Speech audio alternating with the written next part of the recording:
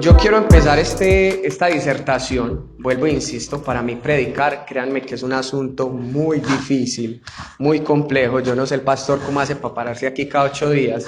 Yo tendría cada 8 días una crisis existencial si me tocara predicar. Es una cosa supremamente compleja para mí. Entonces yo simplemente vengo a desembalarme, esa es la verdad. El Señor lleva tocando mi vida con esta predicación hace varios meses. Y eso es como un taco que voy sintiendo por dentro y que necesito sacarlo.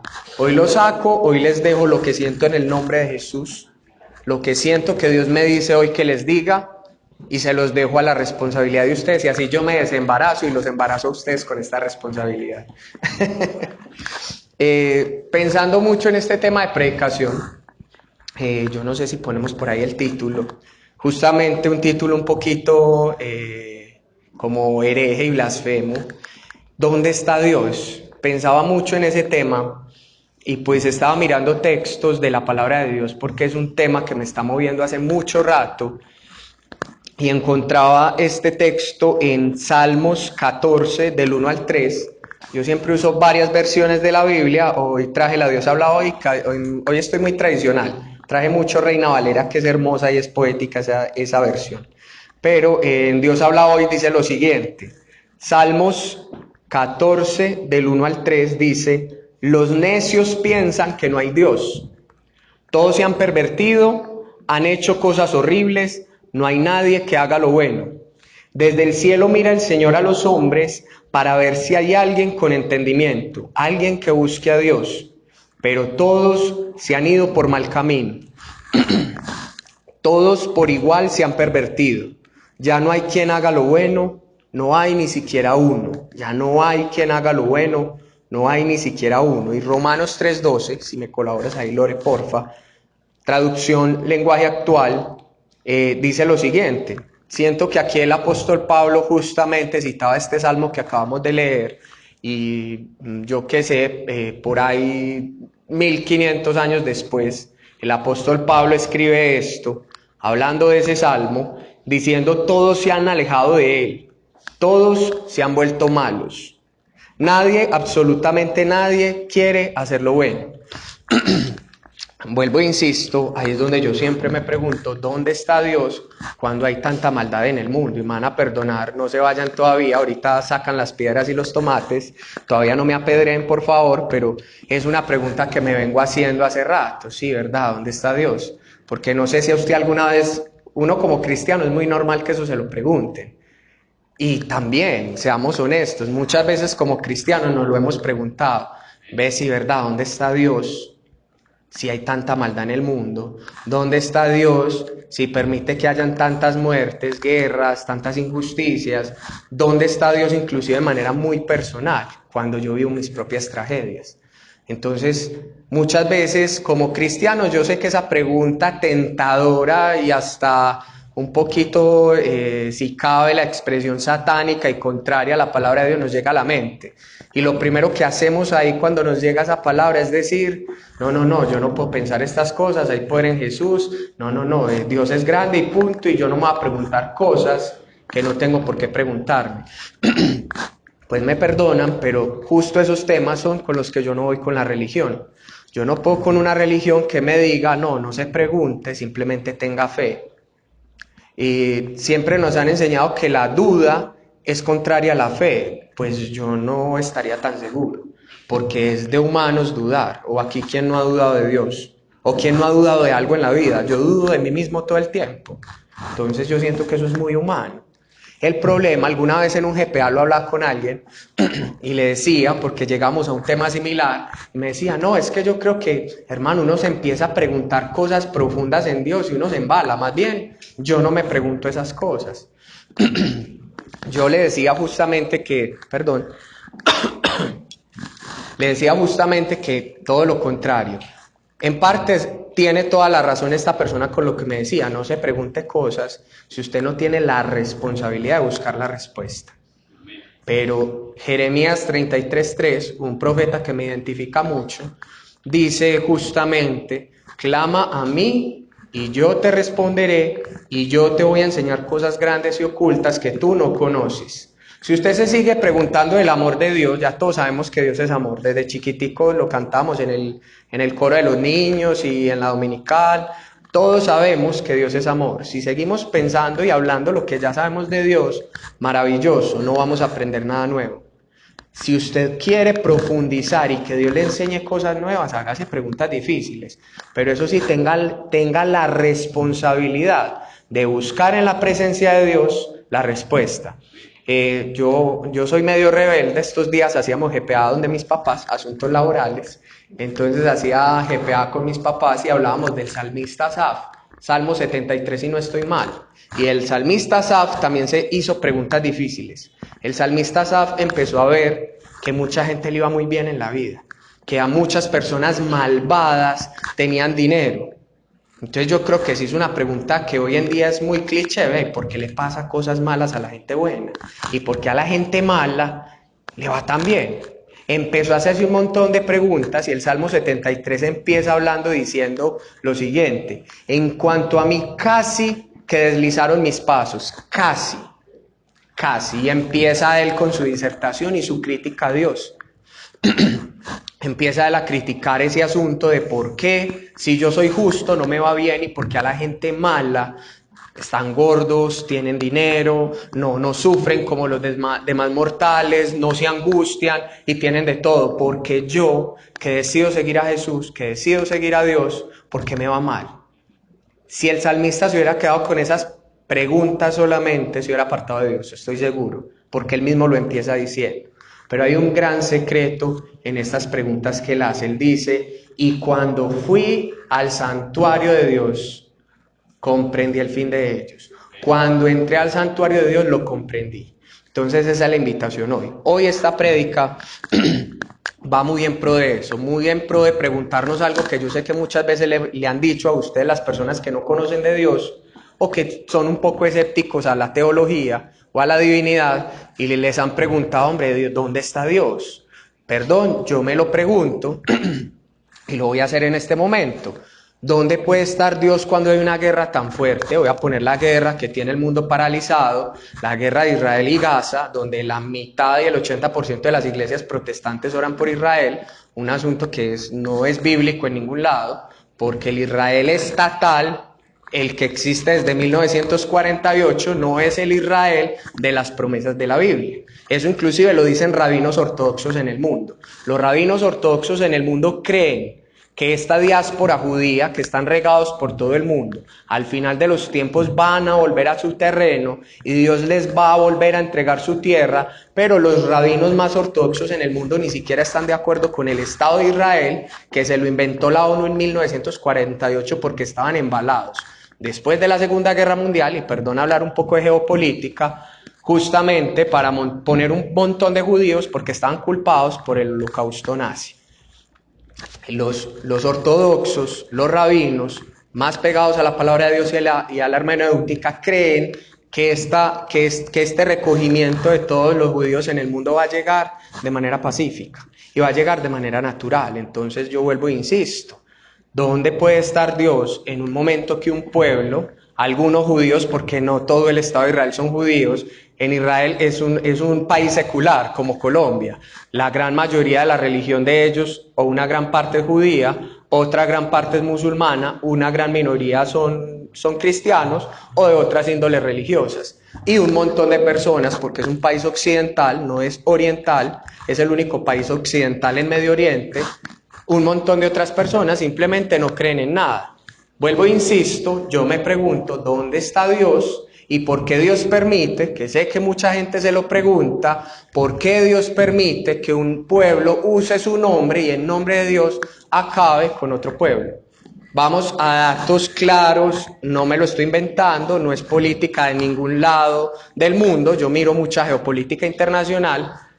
Ya la ONU se está pronunciando y los grandes países porque se están violando derechos humanos y ya han muerto, en realidad masacrado, y eso se llama genocidio en el mundo. Están eliminando sistemáticamente a una raza, a los gazatíes. Van 30.800 muertos aproximadamente. Versus, yo sé que jamás es que no son angelitos, una organización terrorista mató 1.000 personas en Israel. Entonces sume, ya van de una guerra más de 32.000 muertos. ¿Dónde está Dios? Me pregunto yo. ¿Dónde está Dios en medio de esta maldad? ¿Dónde está Dios en medio de esto? ¿Dónde está Dios cuando el mundo se acaba y cuando el mundo entra en crisis? Honestamente, el mundo ya está fijándose en lo que pasa en Israel y no es porque nos interese el montón de vidas perdidas. La realidad del mundo lo mueve Medio Oriente porque Medio Oriente es un lugar estratégico para la economía mundial. A mí, honestamente, cuando yo veo todo eso, ese cuentico que nos pintan los políticos de que los buenos somos más, entonces yo no sé en qué mundo viven esos políticos, porque a mí no me parece que los buenos sean más. A mí me parece, y perdón decirlo, pero que la humanidad está muy perdida, que como seres humanos estamos muy mal. Yo hace rato, y muchas veces esta es mi crisis con Dios, muchas veces siento que pierdo la fe en la humanidad cuando yo veo las cosas horribles que pasan, y no nos vamos para por allá lejos al Medio Oriente y las guerras que se hacen por allá. Hace poco hubo una noticia que a mí me movió mucho el alma acá en Medellín y me indignó demasiado. Allí en el Boulevard de la 70, en la zona turística del sector del estadio, en uno de esos hoteles de ese lugar, intuyo que un extranjero, pues no sé la verdad quién, que estaba hospedado en el hotel, decide acabar con su vida. Se monta en un piso alto del hotel, o no sé si de la habitación en la que estaba, e intenta lanzarse. Ese no es el lío es la reacción de los medellinenses chismosos. Y eso a mí me dice que como sociedad estamos muy mal. Se acerca un montón de personas de la sociedad, empiezan a mirar, lo empiezan a mirar allá y empiezan a gritarle cosas. No, ya la pensó mucho. Tírese más bien, tírese de una vez, hágale. No, ya le dio miedo. No, ya no fue capaz. No, tírese, oye, ya, tírese de una vez. Pues al final, dolorosamente, lo que salió en las noticias fue que el señor se lanzó, obviamente se suicidó. Yo no sé cuál fue la reacción de esas personas ahí. Estuve leyendo algunos comentarios y mucha gente que presenció indignada decía, increíble, esas personas que le decían tírese cuando ese señor se tiró, y somos reamarillistas, creo que por ahí rodó el video que yo no vi, no me gusta ver esas cosas. La gente como que ahí sí, como que se pasmó, se asustó y se fue yendo. Pues yo no sé, pero yo en el lugar de Jesús a veces pienso, yo soy medio friki, aquí comparto eso con el pastor, nos gusta mucho el cine. A veces yo veo películas y yo siento que los villanos de las películas tienen toda la razón. Y perdón decirlo, esto no lo debería decir una persona predicando, pero es que, hombre, de verdad que la humanidad no merecemos vivir. La verdad es que lo que dicen los villanos, por ahí me acuerdo de una película muy interesante, si no se la ha visto, véasela. Es comercial además, los Avengers. Me acuerdo cuando Thanos utiliza las gemas y dice, el pensado de él, el villano de la película, que iba en contra de los superhéroes, era, quiero acabar con la mitad de la población del universo, quiero acabar con la mitad de la población del mundo, y así soluciono muchos problemas, porque es que la humanidad se está destruyendo a sí misma. Yo no veo fallas en su lógica, perdón decirlo, pero es que de verdad no merecemos vivir. Bueno, y en realidad yo no veo fallas y la Biblia tampoco. Romanos 3:23 dice que todos pecamos, todos merecemos la muerte, todos estamos destituidos de la gloria de Dios, y ni siquiera uno, ni siquiera usted, ni siquiera usted, ni siquiera usted, ni siquiera yo, ni siquiera el pastor hace el bien. Pastor, pecador, arrepiéntase. Ni siquiera el pastor hace el bien, estamos mal. Ahí es donde yo siento, de verdad, cuando vuelvo a mirar la cruz de Cristo, que yo digo, qué cruz tan grande. Cuando yo veo la cruz de Jesús y esa sangre y esa cruz empapada de su sangre, yo digo, no, qué amor tan gigante, porque honestamente yo en el lugar de Jesús, si mucho, moriría por mi familia, y lo hago a ojos cerrados. Moriría por mi familia, por mis amigos cercanos, esas personas que yo considero buenas. Yo por mi familia doy la vida si me toca. Pero por la humanidad, por una humanidad, últimamente me he vuelto muy animalista, y una humanidad que es capaz de maltratar animales de la forma como lo hacemos sin sentido. O sea, una humanidad que nos hacemos daño a nosotros mismos todo el tiempo. Una humanidad que mata, que viola, que asesina todo el tiempo. Siempre se lo he dicho a mis colegas con los que trabajo, qué curioso. A Colombia lo conocen como el país del Sagrado Corazón de Jesús y es en el lugar donde se cometen muchos homicidios, muchas masacres. Llevamos, si usted estudia la historia de Colombia desde que nos fundaron con una guerra por un florero, 200 años en guerra y 200 años matándonos. Ahí es donde yo miro al cielo y como decía este gran poeta Marcos Vidal, una canción que me ha movido mucho y que siento que también tiene que ver mucho con el tema de la prédica hoy. Marcos Vidal gritaba al cielo: ¿cómo puedes permitir tanto dolor? Hombre, y yo sé que muchas veces nosotros quedamos como en las mismas cuando alguien que no conoce a Jesús nos indaga con estos temas. No, pero vení, si Dios es tan bueno, ¿por qué permite que se maten niños inocentes? Si Dios es tan bueno, ¿por qué permite guerras? Es que no nos vamos para los judíos para echarle la culpa a ellos que fueron los que mataron a Jesús. No, vengámonos para la historia cristiana. La historia cristiana a lo largo del mundo, a lo largo de la vida, por ahí en el siglo XV y XVI, los mayores genocidios y asesinatos a pueblos fueron hechos en nombre de Dios. En esa época los moros, que era gente o razas europeas que venían desde Marruecos y todo ese sector, que creían en Alá y en otra religión, entonces los cristianos se sentían en la potestad de acabar con ellos. Yo estaba mirando un poco este tema y esta crítica teológica y me encontré también con otro salmista muy interesante, se llama Leo Jiménez, no es un salmista, es un cantante de una banda de metal y un cantante de una banda española, y Leo Jiménez tiene una canción que me parece increíble porque, pues si soy honesto, es una crítica a la religión directa, es una crítica directa a la teología y es un ataque directo a Dios. Pero cuando tú la escuchas, bueno, yo por lo menos, que es parte de lo que tengo en mi vida, que es el amor por la música y por este tipo de música, pues encontré una disertación interesante que hace El Mundo sobre este tema. Dice lo siguiente, parte de la letra de esta canción: misericordioso ser, hoy te imploro en vano yo, igualmente te he de pedir que muestres tu compasión. Si eres justo como juez y al traidor diste perdón, me pregunto yo el por qué permites tanto dolor. ¿Por qué llora triste el sol? ¿Por qué sangran niños hoy? ¿Por qué muere el mundo, Dios? ¿Por qué estamos solos? Bajo el mar de la penumbra, ¿dónde estás, Dios? Es la crítica que este artista secular le hace a la divinidad y a la teología.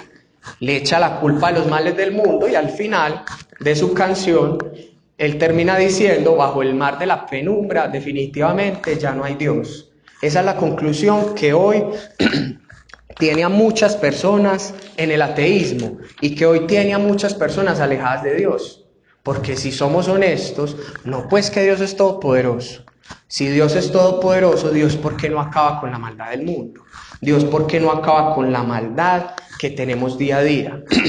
Y sigo con mi disertación un poco salida de lo teológico. Pues en realidad, me perdonan por esto, pero es que Dios no es todopoderoso. Uy, ¿cómo así? Este ya se metió con cosas raras. Les voy a explicar por qué. Por algo sencillo. Dios, la primera revelación del nombre de Dios es Dios es. En hebreo era Eye, Asher, Ereye, más o menos transliterado. Eso quiere decir yo soy el siempre existente, el que siempre ha existido, el que no necesita de nadie para ser, el que no tiene ni un principio ni un final. Ese es Dios. Dios en esencia es todopoderoso, eso todos lo sabemos y yo no lo voy a negar. Es omnisciente, todo lo conoce y es omnipresente, está en todas partes. Eso es real y siento que es de los atributos más esenciales que conocemos de Dios. Entonces, ¿yo por qué digo que Dios no es todopoderoso? Porque en la praxis, en la práctica, a Dios le toca limitar su poder. Si Dios en la práctica fuera todopoderoso, no habría espacio para la vida, porque ya todo sería perfecto. Si Dios en la práctica, es decir, Dios es todopoderoso en esencia, pero a la hora de Él relacionarse con el ser humano, Él tiene que limitar su poder. Lo vemos inclusive explicado en la metáfora que usa la Biblia con el templo de Salomón y el tabernáculo. El templo de Salomón tenía varias partes: el atrio, el lugar donde uno se lava las manos, el lugar santo y el lugar santísimo donde habitaba la mismísima presencia de Dios. Resulta que si yo era un judío cualquiera, un judío raso, no sacerdote, yo podía entrar al templo. Podía entrar al atrio, podía presentarle al sacerdote el sacrificio, el sacerdote lo hacía y no más. Pero yo, como judío raso, yo no podía entrar al lugar santo y mucho menos al lugar santísimo. Porque si Dios habita en todas partes, si yo entraba al lugar santo y al lugar santísimo sin ser el sacerdote, el sumo sacerdote, la presencia de Dios era tan fuerte que me podía matar. Entonces, ¿por qué en el atrio sí podía estar? Porque a Dios le toca limitar su poder para contactarse con el ser humano. Si no, no aguantaríamos su presencia. Esa es la realidad. Un ser imperfecto como somos nosotros, seres malvados como nosotros, no podemos acercarnos a Dios. Estamos destituidos de la gloria de Dios. Entonces resulta que la explicación de la maldad en el mundo no es porque simplemente Dios la creó y ya. No, es porque aunque Dios es todopoderoso en su amor y en su misericordia, Dios se limita. Y Dios dice, le voy a dar libre albedrío al ser humano para que haga lo que tiene que hacer. Entonces aquí sí, la respuesta al dónde está Dios y por qué permite tanto dolor, simplemente sería, vení que es que no es Dios, es el hombre. Vení que es que Dios sigue siendo perfecto. A Dios no le afecta en su lugar santísimo y digamos en ese lugar donde habita su plenitud. A Él no le afecta si somos buenos o somos malos, a Él no le afecta. A Él no le afecta si cayó un meteorito y mató a los dinosaurios, Él sigue siendo Dios. Los que somos imperfectos y los que somos muy malos somos nosotros los hombres, los seres humanos. La humanidad está llevada, increíble. ¿A usted no le parece increíble que nos encerraron 3 años, más o menos, por un virus que nos iba a matar a todos? Y en realidad, sigo siendo honesto, no fue porque les importe mucho a la vida a los dueños del mundo, es porque les importaba la economía y sabían que si se moría mucha gente, pues colapsaba el sistema social que tenemos. Entonces nos encerraron. Y esa misma sociedad que nos encerró 3 años no ha sido capaz de hacer nada con una guerra en Ucrania y no ha sido capaz de hacer, mucho menos, ha sido capaz de hacer nada y miran para otro lado y silban cuando las noticias, si no las ha visto, véalas, y mejor si ve noticias internacionales, muestran un montón de niños desnutridos, un montón de personas muertas, un montón de personas inocentes, que si el único pecado que han cometido es que les tocó nacer en ese lugar, les tocó nacer en un lugar muy pobre, les tocó nacer en ese sitio, y entonces un montón de gente muerta y la sociedad no mueve un dedo. Honestamente, qué sociedad tan mala. Y después tenemos la culpa de echarle la responsabilidad a Dios. Pasa como el meme, me acordé de Abraham con sus memes en las prédicas, el meme de el chico pedaleando en la bicicleta y coge con un palo y le mete el palo en la llanta adelante a la bicicleta y se cae y se aporrea y se quiebra un pie y tirado en el piso, lo primero que dice es, oh Dios, ¿por qué permites esto? Pues somos nosotros mismos quienes nos estamos destrozando. Vuelvo e insisto, esta canción de este cantante Leo Jiménez me acordó mucho a la canción de Marcos Vidal, ya con una explicación muy teológica, que es Buscadme y viviréis. Esto me viene moviendo hace mucho rato, porque Marcos Vidal como cristiano también se hace la pregunta que se hace el mundo. Dios, ¿pero por qué está pasando? ¿Cómo puedes permitir tanto dolor si cada vez nos destruimos más? Solamente que Marcos Vidal, desde la palabra de Dios, logra entender y logra tomar conciencia de una gran verdad. No es Dios, somos los seres humanos los que necesitamos hacer algo. Mateo 6:10. Déjenme un segundo, lo busco por acá. Mateo 6:10, ya versión tradicional, Reina Valera, dice lo siguiente, me parece importantísimo, es una parte del Padre Nuestro. Venga tu reino, hágase tu voluntad como en el cielo, así también en la tierra.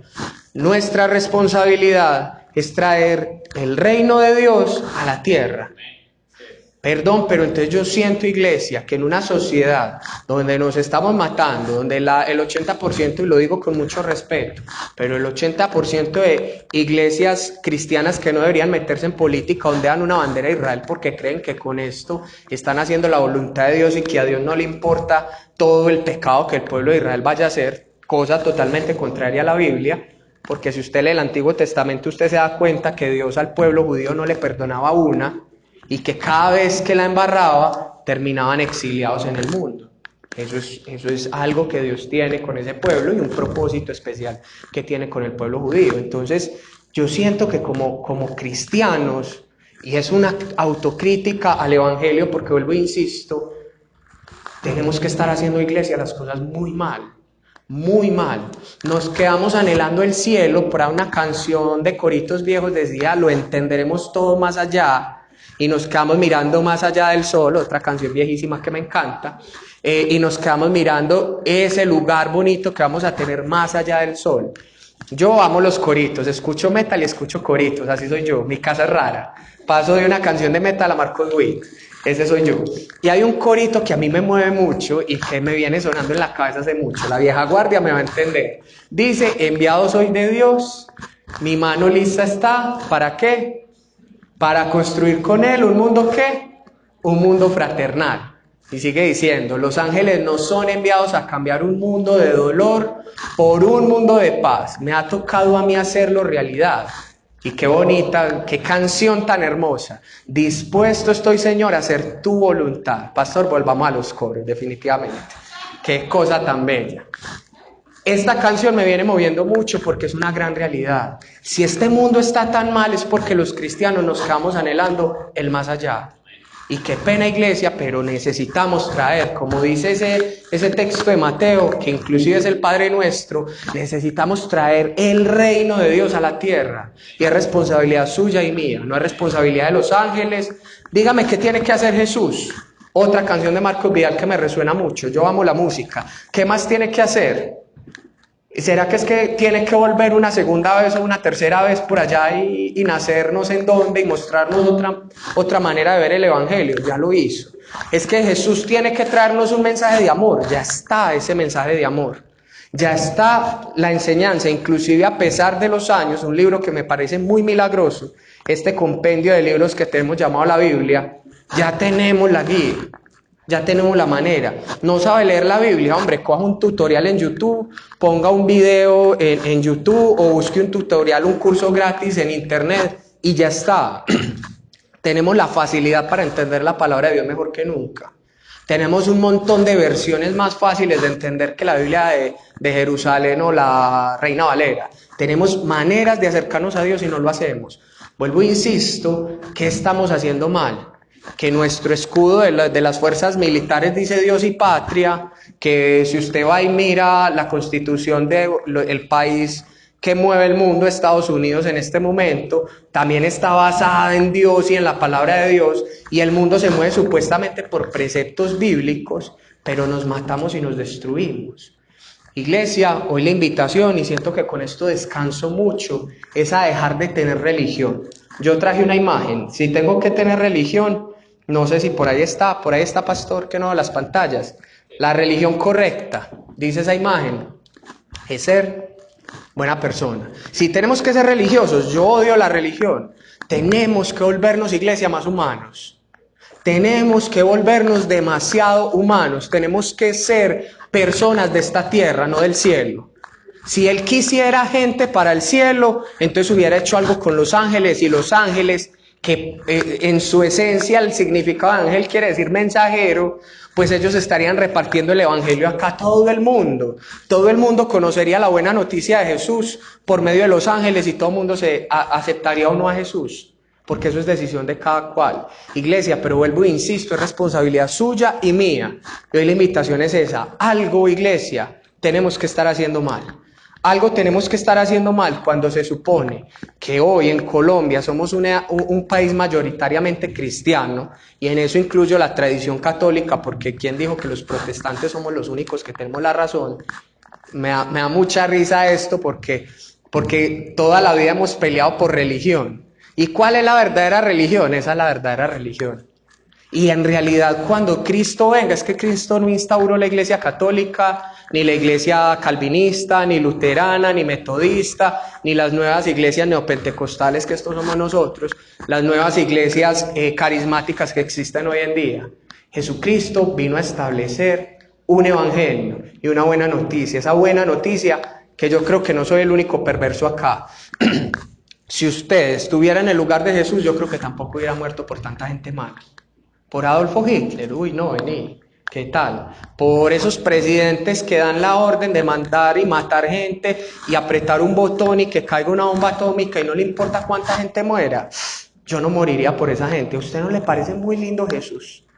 Que se montó en esa cruz. Yo cuando veo eso y cada vez que más miro la maldad humana, que por mi trabajo la veo muy seguido, cada vez veo más grande esa cruz, cada vez veo más grande esa obra de Jesús. Ahorita yo hablaba con Dios y le decía, es increíble, es que yo no merezco estar aquí, yo no merezco estar sintiendo esto que siento acá adentro. Y si usted nunca ha sentido a Jesús, es la invitación que yo hoy vengo a traerle.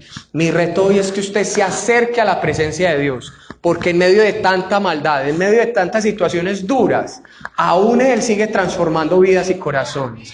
Aún Él sigue cambiando con personas sencillas, con personas salidas del molde como yo, que soy un poquito como alérgico a la gente porque lo soy, y Dios me usa.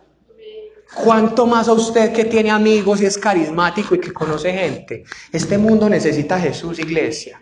Y cada vez que alguien le diga, hombre, ¿dónde está Dios?, sienta eso como una cachetada del Espíritu Santo. Porque esa persona que le está diciendo eso, lo que le está diciendo en realidad es: qué mala está la iglesia hoy, qué horror, que ese sacrificio de hace 2000 años pareciera que hoy en 2024 ya se olvidó. Qué horrible está la iglesia de Cristo hoy. Yo no sé si es esa iglesia bella que le espera, no sé cómo estamos hoy, nos tenemos que sacudir, porque si este mundo está mal y la gente sigue pensando eso, es porque usted y yo no estamos haciendo lo suficiente. Si hoy gente se muere en esta ciudad, que la salud mental, y pues en eso vivo yo, la salud mental de esta realidad nuestra está tan difícil, la gente sigue estando tan mal y sigue pasando esto como si nada, y la gente se sigue muriendo y se sigue acabando con su realidad. Creo que fue ayer o antier que el metro colapsó porque justamente otra persona murió por la cultura metro. Bueno, el que lo entendió, perdón el humor negro ahí, pero la realidad justamente es que esto sigue pasando. Y entonces, ¿dónde está la iglesia? ¿Dónde están los hijos de Dios? ¿Dónde están esas personas que se supone que deben llevar este mensaje al mundo? ¿Dónde están esas personas que deben llevar y que deben comprometerse con una gran realidad? Iglesia, hoy la invitación es esa: Dios está.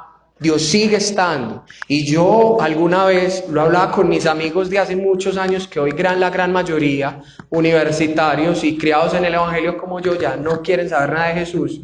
Y lo hablaba con una amiga cercana y le decía: es que nos pasó, a muchos les pasó que tiramos la religión a un lado porque nos dimos cuenta que no era la manera. Vivir una vida religiosa no era la manera de seguir a Jesús, pero a muchos se les olvidó porque tiraron la religión y con la religión tiraron la fe.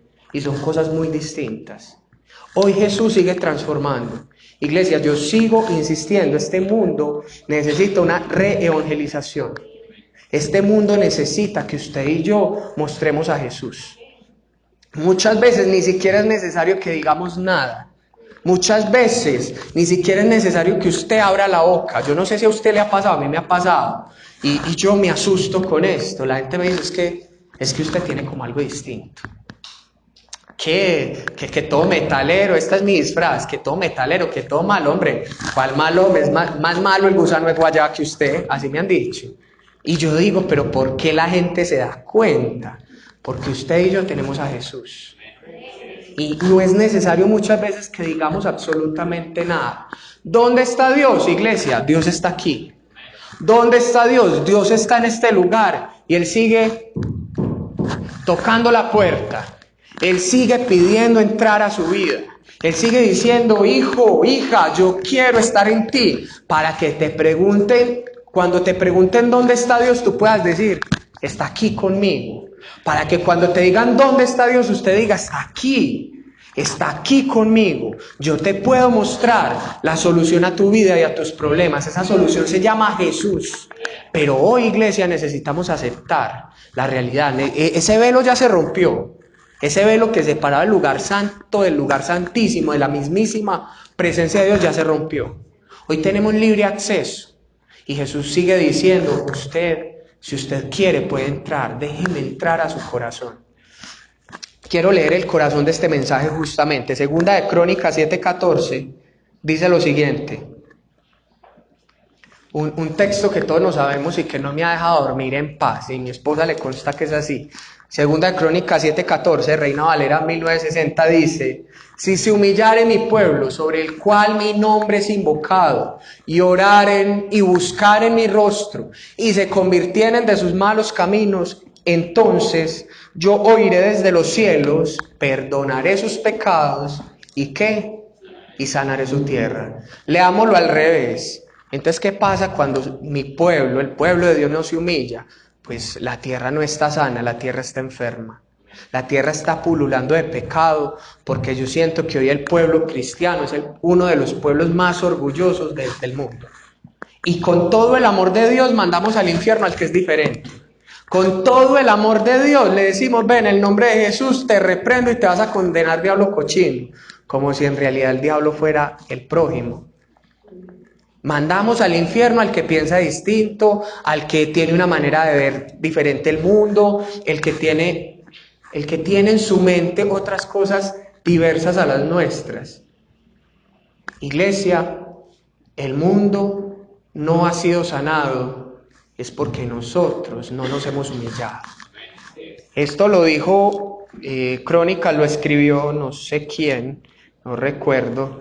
Bueno, las Crónicas de los Reyes se escribieron dicen que probablemente el profeta Esdras la reescribió, pero no se sabe originalmente de dónde venía, cuando se reformó el templo de Jerusalén.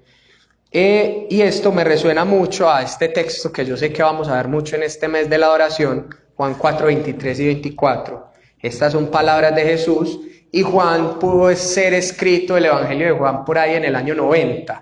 Es de lo más nuevo que hay en la Biblia, lo último que se escribió. Y dice, mas la hora viene y ahora es, cuando los verdaderos adoradores adorarán al Padre en espíritu y en verdad, porque también el Padre tales adoradores busca que le adoren. Dios es espíritu y los que le adoran en espíritu y en verdad es necesario que le adoren. Yo no puedo vivir sin la etimología, el origen de las palabras. Humillación y adoración. Humillación, denme un segundo, porfa. Humillación dice lo siguiente. La definición de humillación, desde una perspectiva teológica, significa reconocer ante Dios la propia pobreza espiritual. Es herir el amor propio. La dignidad es abatir el orgullo. Viene del hebreo kauna, que significa doblar rodillas. Por eso tan importante, digamos, ese símbolo en la Biblia, doblar rodillas. Que vuelvo, insisto, es un simbolismo. Dios lo escucha ahí sentado si usted dobla las rodillas de su corazón. La adoración viene del griego proskuneo, palabra compuesta de pros, que significa hacia, y kuneo, que significa besar. Besar a alguien en señal de profunda reverencia. Esto quiere decir la adoración. Entre los orientales, esto me parece espectacular, especialmente entre los persas, esta palabra designaba la costumbre de postrarse ante una persona y besar sus pies, el borde del vestido o el suelo. Impresionante, obviamente esto se hacía ante alguien importante, más imagínense, allá estamos en plena Arabia, la gente oliendo a camello, con sandalias llenos de pantano y pasa alguien importante. La manera de usted reverenciar a esa persona que era muy importante para usted, digamos que el apelativo era hacer el proscuneo, hacer una reverencia hasta el piso para besar los pies de esa otra persona. Qué bonito es, porque yo siento que es lo que Jesús necesita de nosotros hoy en día. Hoy la iglesia está por ahí esperando ser cabeza y no cola. Hoy la iglesia está esperando ser el primero y no el último. Hoy la iglesia está esperando ser el más importante y sentarse en las sillas de adelante y no en las de atrás. Que hay un montón de parábolas en el Evangelio contrarias a lo que la iglesia vive hoy en día además. Hoy la iglesia está esperando ser el presidente, manejar un país y llevarlo en nombre de Dios y un montón de cosas, cuando la Biblia nos mandó no a hacer política, bueno, o a hacer política sí, política en cuanto a la transformación social, en esa definición de política, no a montarnos con la bandera del evangelio, a adquirir poder y dinero, que en el fondo eso es lo que muchos líderes buscan. Iglesia no es la política, no es un político X o Y, yo no sé cuál es el de su acepción política, el de su preferencia política, esa no es la solución. Que es que tal gobierno, no, que el gobierno pasado, no, el que va a venir, no es la solución. Las guerras tampoco la son. Se acabó con Hitler porque iba a acabar con el mundo, y después de Hitler venimos en una guerra, digámoslo así, una posguerra después de la Segunda Guerra Mundial hasta el día de hoy. Entonces ya Estados Unidos se sigue matando con Rusia, y Rusia los malos, Estados Unidos los buenos, y también nos venden peliculitas para que nos comamos ese cuento, y el mundo se mata, y el mundo se destruye. Esa no es la solución, iglesia. La única solución, y es más, no nos vamos por ahí tan internacionales y tan globales, la única solución, porque te aseguro que también, si tú en algún momento te preguntaste dónde estaba Dios cuando intenté quitarme la vida, dónde estaba Dios cuando estaba angustiado, cuando se acabó mi matrimonio, cuando ya no podía más con mi realidad, ¿dónde estaba Dios en los momentos de mayor dolor? Hoy la respuesta sigue siendo: Dios está a la distancia de una oración. Dios está a la distancia de que tú seas capaz de doblar rodillas y acercarse. Iglesia, la invitación hoy, y vuelvo e insisto, porque es que no hay nada más grande en este mundo que conocer a Jesús. La solución a este mundo se llama Jesucristo. La solución a tus problemas se llama Jesús. Y la Biblia sigue diciendo, si usted quiere experimentar una salvación grande, y no es una salvación del más allá y del infierno y no sé qué cosas, es una salvación también aquí, porque aquí vivimos el cielo y el infierno. Es una salvación de tener una gran calidad de vida y un propósito. La única manera, sigue diciendo Romanos 19, es si tú confiesas con tu boca que Jesús es el Señor, si crees de todo tu corazón la obra salvífica de Él, que murió en una cruz y que Dios lo levantó de los muertos, tú vas a ser salvo. No hay un montón de letra chiquita, no hay, pero tienes que diezmar todos los días porque si no, no, tienes que darme las primicias y no sé qué otra cosa. No, eso lo hacemos por fe. Y eso lo hacemos por amor al evangelio y por amor a que la palabra de Dios siga corriendo y sea glorificada. Eso no lo hacemos para salvación. Iglesia, no son un montón de cosas que usted tiene que dejar de hacer. Es ilógico, ahora veía un video tan curioso, Dios cómo nos habla por medio de cosas. Y decía, es ilógico que usted diga que va a coger unos pañitos húmedos a limpiarse el cuerpo para bañarse y no entrar muy sucio al agua. Eso no tiene sentido. Usted entra al agua como está y se baña a su ducha, entra sudado, entra sucio. Para eso es la ducha, para que usted se limpie.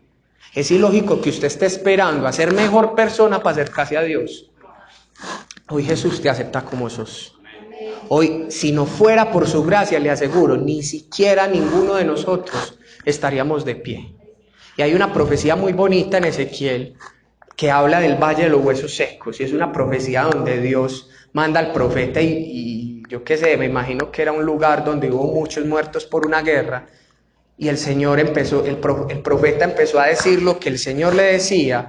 Es muy bonita esta profecía porque entonces nos cuenta el texto bíblico que estos huesos empezaron a levantarse y a juntarse, que él seguía hablando palabra de Dios y esos huesos se llenaron de carne, y esos huesos se llenaron de piel, y esos huesos volvieron a la vida.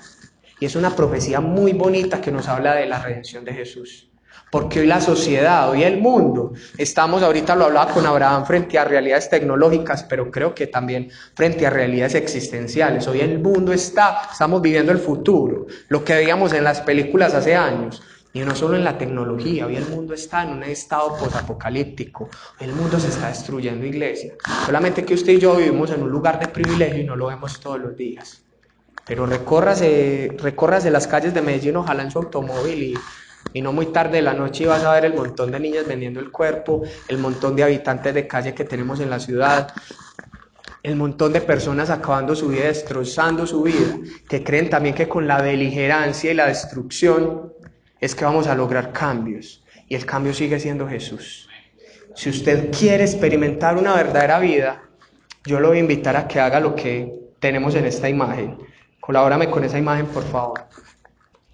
Dices, no sé quién es Federico Nietzsche, no le puedo decir evangelista porque nada que ver. Y dice, quien tiene un porqué para vivir puede soportar casi cualquier cómo. Esto es una frase que a mí me ha marcado mucho en la vida, muchísimo, pero yo estoy seguro, primero creo que es una premisa que es totalmente verdad. Cuando usted tiene una razón para vivir, usted es capaz de enfrentarse a casi cualquier situación. Pero estoy seguro, y en esto se quedó corto el filósofo, que cuando su propósito de vida está en Jesús, usted no se va a enfrentar a casi cualquier cómo. Si usted quiere una vida con propósitos, usted quiere que su vida en verdad valga la pena, usted va a ser capaz de enfrentarse a lo que sea con el poder del Espíritu Santo en su vida. Si usted quiere de verdad que su vida tenga sentido, que su vida no sea simplemente lo que la sociedad pinta, tener plata, humillar al otro, ser orgulloso, buscar el placer, ¿y con qué fin? ¿Con qué fin, iglesia? El verdadero propósito lo va a encontrar en Jesús. El verdadero propósito lo va a encontrar en ser un adorador. Como lo decía la definición, en un adorador que es capaz de tirarse al piso y besar los pies de Jesús. Besarlo y decirle, Señor, yo no valgo nada, usted lo vale todo, Señor. Hoy dice uno de los evangelistas, no recuerdo cuál, pero hay una frase, bueno, habla del Hijo del Hombre, probablemente Lucas decía lo siguiente: y cuando venga el Hijo del Hombre, hallará fe en la tierra. Lo decía Jesús. Y yo siento, iglesia, que eso es para nosotros hoy. Cuando Dios vuelva por su iglesia, va a hallar fe. Y yo siento que Jesús lo decía también con un toque de desesperanza, porque Él sabía lo que este mundo iba a significar y hacia lo que esta sociedad iba a avanzar. Hoy, el mismo Dios sigue levantando su voz y sigue gritando fuerte. Voy a invitar a mi amigo del piano por acá, ya voy finalizando. Y sigue gritando fuerte. Cuando tú te preguntes dónde está Dios, Jesús está diciendo, ¿dónde están mis hijos? ¿Dónde están esos hombres y mujeres que cuando yo vuelva los voy a encontrar llenos de fe? Lo voy a invitar a que se ponga de pie.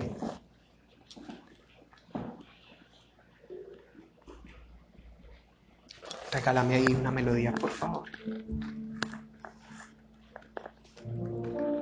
Y yo quiero que usted cierre sus ojos. Y yo quiero que usted se pregunte allí donde está, ¿en realidad usted quiere vivir a un Jesús verdadero? ¿Y en realidad usted quiere ser un ente de transformación en este mundo? Yo estoy empeliculado con esto. Estos días que han sido de protestas y marchas sociales, también fui estudiante y hay algo que siempre me ha movido mucho, la protesta social legítima, pacífica y de respeto, que eso es un derecho constitucional, independiente de quien proteste. Algo muy bonito que gritan mucho los estudiantes es: ¿quién es usted? Soy estudiante. No lo escuché, soy estudiante. Una vez más, soy estudiante, soy para cambiar la sociedad. Soy estudiante, yo quiero cambiar la sociedad. Pues yo siempre le critico a mis amigos, no soy de universidad pública, aunque las admiro, a mis amigos de universidades públicas, que cuando están en la universidad pública destrozan todo y tiran piedras y se vuelven beligerantes. No voy con la beligerancia, creo que hay otras formas de transformar el mundo. Y se les olvida cuando salen, se vuelven profesionales y ve, ¿y dónde está el cambiar la sociedad que usted decía tanto? Se les olvidó, simplemente era un movimiento más en masa. Pero iglesia, que a nosotros no se nos olvide, porque la sociedad no la van a cambiar los estudiantes, la sociedad no la van a cambiar los jóvenes, eso es falso. La sociedad no la van a cambiar absolutamente ninguna institución o ningún movimiento político o filosófico. La sociedad la va a cambiar Jesús. Iglesia, y si usted y yo no abrimos la boca para hablar de Jesús, entonces ¿quién lo va a hacer? Yo quiero, hoy siento de parte de Dios que Él sigue diciendo: ¿dónde estarán aquellos? ¿A quién enviaré? ¿A quién enviaré? ¿Y quién irá en vez de que vayamos nosotros los seres celestiales? ¿A quién enviaré? Isaías hace muchos años dijo: Señor, heme aquí, envíame a mí. Y hoy el Señor sigue diciendo: ¿a quién voy a enviar? Porque un adorador no solamente es aquel que se postra delante de su Dios, es aquel que es capaz de ir al otro con un mensaje de salvación y decirle: Jesús te ama. y que es capaz de abrazar al otro, que es capaz de inmiscuirse en cada uno de las esferas de la sociedad y volvernos un virus.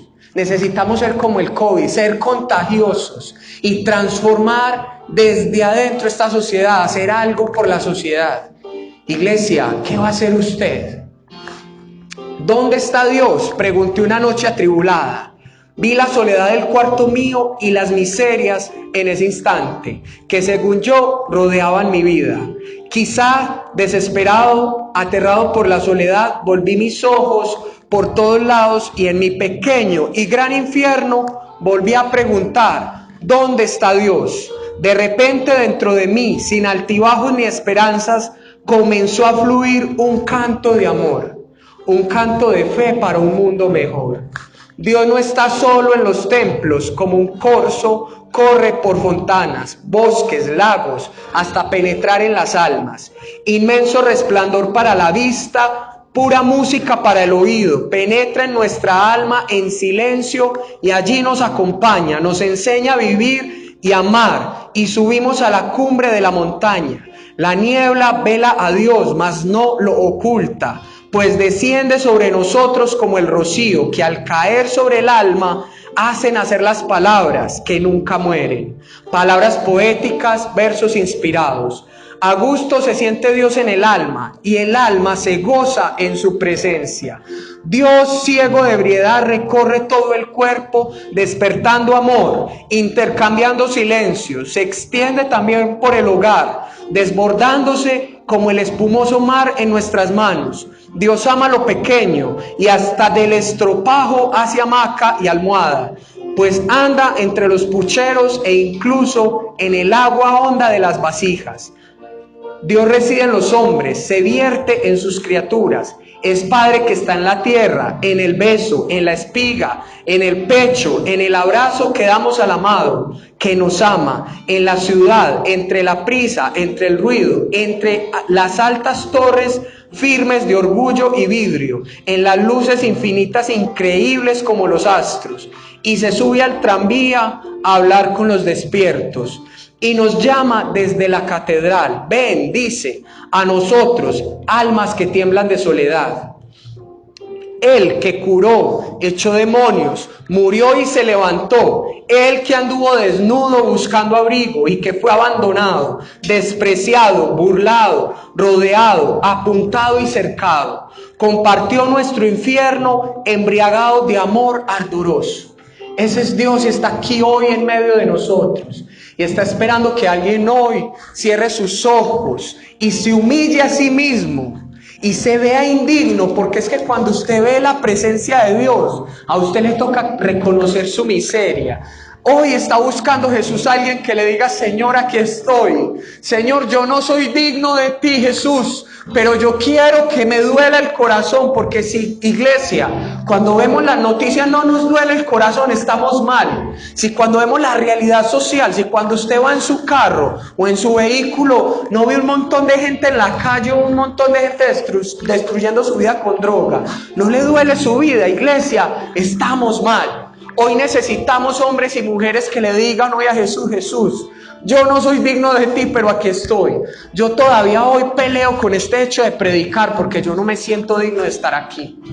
Pero si Jesús me llamó, yo no soy quien para decirle no. Muchas veces lo intenté y Él puso en mi vida un fuego. Por eso mis crisis existenciales, porque peleo con este hecho todo el tiempo. Un fuego en mi vida que me quema. Y si yo no hablo, me muero. Algún predicador viejo decía hace muchos tiempos: Señor, dame almas o me muero. Iglesia, yo siento que ese es el clamor que hoy tenemos que hacerle a Jesús. Jesús, ayúdame a ganar a mi familia para ti. Ayúdame a hablarle a otras personas de ti. No se trata por llenar este templo. A mí no me interesa si vienen acá o si van a otro lugar o si no se convierten de su religión. No es religión. Yo quiero ver hombres y mujeres en esta sociedad entregando de verdad su vida a Jesús, y eso se tiene que manifestar en una sociedad distinta. Hoy usted y yo tenemos un reto, y yo les voy a poner una utopía. La palabra utopía viene del griego utopos. La U quiere decir sin lugar, y la U quiere decir sin, y topos quiere decir sin lugar. Una utopía es algo que no tiene lugar, iglesia.